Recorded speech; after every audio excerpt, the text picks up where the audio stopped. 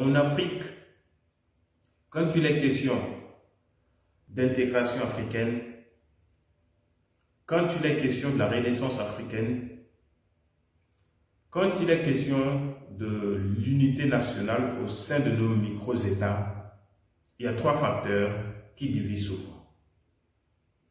Si vous êtes nouveau sur la chaîne, veuillez vous abonner tout en activant la cloche de notification pour ne pas rater nos vidéos. Veuillez aussi liker la vidéo pour que les robots YouTube nous encouragent à travailler.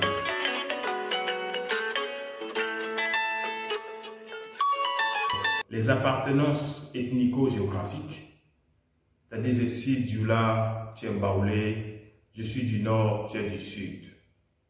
Il y a des facteurs confessionnels, c'est-à-dire je suis musulman, tu es chrétien, lui il est athée, moi je pratique la spiritualité africaine. Et le dernier facteur, c'est le facteur linguistique, c'est-à-dire je suis francophone, lui il est anglophone. Non, je m'assois avec mes frères francophones, lui il s'assoit également avec ses frères anglophones. Et de ces 3 facteurs, l'impérialisme sait à quel moment faire usage de ces facteurs, soit pour provoquer des mésententes quand il faut mûrir des projets sérieux, soit provoquer des guerres civiles, soit tout simplement faire rejeter un candidat en termes de leadership politique, parce que ce dernier ne fait pas le compte de l'Occident. Par moment, il y a des projets sérieux sur lesquels il faut laisser tous ces facteurs et se mettre ensemble pour faire le développement de l'Afrique dans sa généralité. Nous n'avons pas eu, au cours de notre histoire, à nous massacrer comme les Occidentaux ont fait.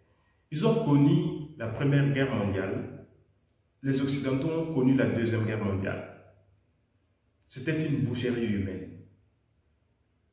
Mais, à un moment, ils se sont rendus compte que pour gagner la bataille économique, il faut mettre tous ces différends de côté et s'organiser autour d'une union.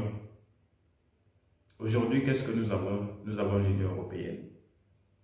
L'Union européenne est une organisation puissante mondiale que les Africains sont très contents d'aller là-bas solliciter des aides.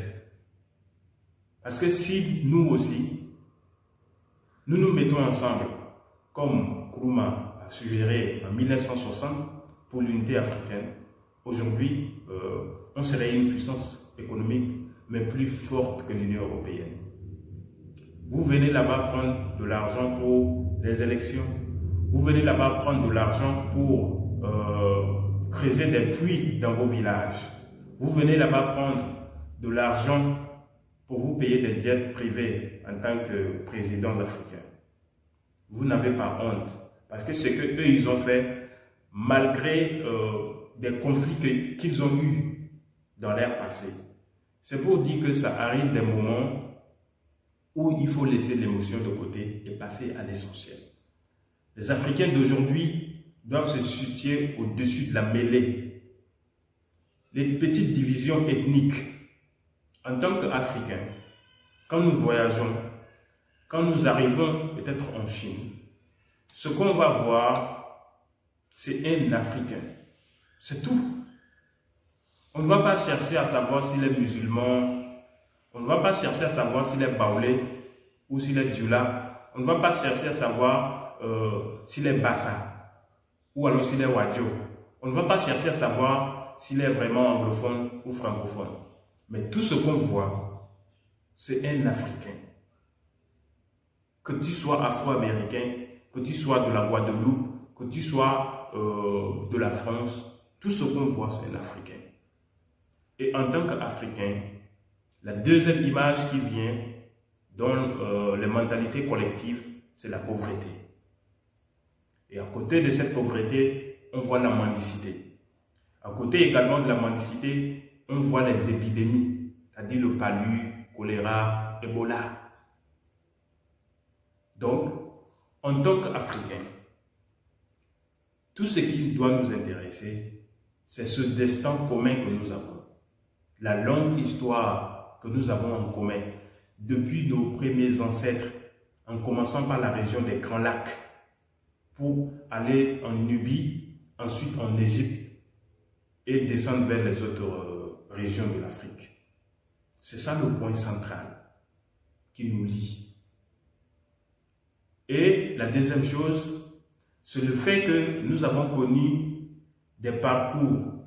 Par exemple, l'envahissement de l'Égypte par des nations étrangères, ça c'est une épreuve très douloureuse que nous avons connue en tant qu'Africains.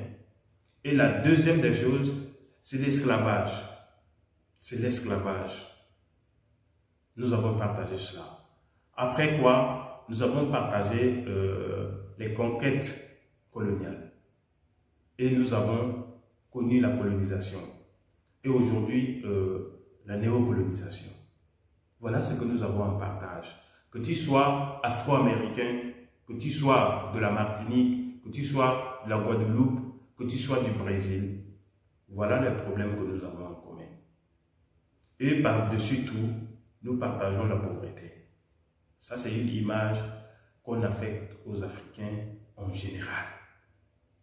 Alors, est-ce qu'on va continuer en Afrique par nous accrocher aux petites divisions ethnico-géographiques? Est-ce qu'on va continuer par nous accrocher aux petites divisions confessionnelles? Est-ce qu'on va continuer à nous accrocher aux divisions linguistiques? Moi, je dis non. Parce qu'en continuant dans cette lancée, nous allons finir par disparaître. Hier, il y avait l'esclavage. Et l'esclavage continue toujours, sous une façon moderne. Et en même temps, quand vous prenez des pays comme l'Italie, comme la Belgique, ces pays sont urbanisés à plus de 98%. C'est-à-dire qu'ils n'ont plus d'espace géographique pour vivre. Ils ont entamé les réserves. Certains ont fini même avec les réserves. Donc, ils n'ont plus d'espace pour vivre. En tout temps, en Afrique, nous avons beaucoup d'espace, nous avons beaucoup de ressources naturelles, mais par-dessus tout, nous continuons à nous faire des petites guerres ethniques. Nous continuons à faire dans des problèmes de musulmans chrétiens. Nous continuons à faire dans des petites divisions linguistiques, c'est-à-dire de francophones anglophones. Si demain, les nations impérialistes décident, en plus des guerres biologiques qu'ils nous font, ils décident maintenant de passer comme ils ont fait avec la Libye. C'est-à-dire de prendre par exemple le pays, je ne souhaite pas que cela arrive, mais c'est un exemple, de prendre par exemple le Niger et de tuer tous les Nigériens et venir s'installer au Niger. Qu'est-ce que nous avons comme moyen de défense? S'ils décident de tuer tous les Tchadiens, c'est-à-dire d'effacer les habitants du Tchad et de venir s'installer au Tchad, qu'est-ce que nous, en tant qu'Africains, avons comme plan de riposte? Je suis en train de m'adresser aux autorités de l'Union africaine.